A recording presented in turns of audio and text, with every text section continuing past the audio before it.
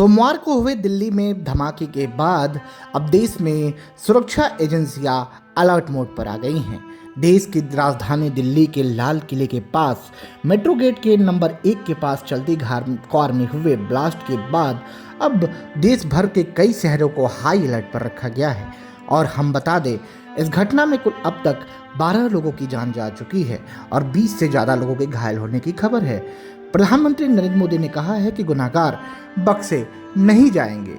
जिस तरीके से बीते दिनों में हुए दिल्ली में धमाके के बाद केंद्रीय गृह मंत्री अमित शाह खुद मौके पर पहुंचते हैं और घटनास्थल का जायजा लेते हैं, साथ ही वो अस्पताल में पहुंचकर तमाम घायलों से मुलाकात करते हैं। देश की राजधानी में हुए इस हादसे के बाद देश के तमाम राज्यों को हाई अलर्ट पर रखा गया है। सुरक्षा एजेंसियां जांच कर रही हैं। घटना के तुरंत बाद ही तमाम सुरक्षा एजेंसियां वहां पर पहुंचती हैं। NIA के समेत तमाम वहां पर मुआयना किया जाता है और कार में हुए किस तरीके से धमाके के बाद पूरा रिपोर्ट जाना जाता है। दरअसल मीडिया रिपोर्ट्स के मुताबिक कार में धमाका 10 नवंबर की शाम 6:52 के आसपास हुआ था। दिल्ली फायर डिफेंस में कॉल 7:16 पर मिली। आपको बताते चले कि पीड़ित बताते हैं, कहना है कि तेज धमाके की आवाज़ आती है और हम डर से जाते हैं। फिलहाल केंद्रीय गृह मंत्री मौके पर पहुंचे और उन्होंने मुआयना करने के बाद तमाम उच्च अधिकारियों को निर्देशित दिया है। आपको बताते चले कि इसका कारण अभी तक साफ नहीं हो पाया है, जांच जारी है, लेकिन इसमें दो तरह की बातें आ रही हैं। CNG में आग लगने से धमाका की बात हो रही है, तो दूसरा एंगल आतंकी संगठन के द्वारा कराए जाने की भी बात आ रही है। फिलहाल सुरक्षा एजेंसियां इन सभी मुद्दों पर जांच कर रही हैं, लेकिन देश की राजधानी में हुए यह धमाका कहीं ना कहीं अब एक सतर्कता के रूप में सामने नजर आ रहा है।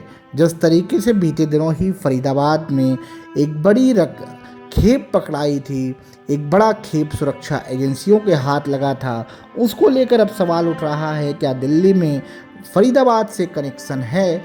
क्या देश में मिल रहे तमाम ये सबूत देश को दहलाने की साजिश है? जिस तरीके से फरीदाबाद में डॉक्टर के घर से ये सारा वाक़यात देखने को मिला था और एक आतंकीय वारदात को अंजाम देने की बात कही जा रही है। जम्मू कश्मीर की पुलिस और फरीदाबाद की पुलिस ने 350 विस्फोटक और 2 AK-47 राइफलें बरामद की थी। फिलहाल इन सब को लेकर अब सुरक्षा एजेंसियां मुस्तैद नजर आ रही हैं। दरअसल ये सारा मामला देश की सुरक्षा से जुड़ा हुआ नजर आ रहा है, जिसको लेकर देश के तमाम राज्यों में अलर्ट घोषित कर दिया गया है। जिस तरीके से अब इस विस्फोट में I-20 कार का इस्तेमाल हुआ था, इस कार का नंबर हरियाणा का है और यह गाड़ी मोहम्मद सलमान के नाम पर रजिस्टर्ड थी। हालांकि जांच में अभी भी यह खुलासा नहीं हुआ है कि इस कार को कई बार बिक्री हुई थी। विस्फोट की इस घटना से पहले सोमवार को ही जम्मू कश्मीर पुलिस ने एक बड़े टेरर मॉड्यूल का खुलासा किया था। इस घटना को लेकर पल पल अपडेट्स बदल रहे हैं। इस ब्लॉग में हम आपको बता रहे हैं किस तरीके से दिल्ली की ये घटना देश को झकझोर कर रख दी है। फिलहाल केंद्रीय गृह मंत्री ने देर रात तमाम उच्च अधिकारियों के साथ बैठक कर इस मामले को गंभीरता से लेने के लिए निर्देशित किया था और अब 12 लोगों की जान फिलहाल इस दिल्ली के धमाके में जा चुकी है और देश पूरा इस घटना को आतंकी संगठन मानकर देख रहा है। फिलहाल इस मामले पर सुरक्षा एजेंसियां जांच कर रही हैं। अभी कुछ कह पाना मुश्किल है। प्रधानमंत्री नरेंद्र मोदी ने कहा है कि अपराधी बख्शे नहीं जाएंगे।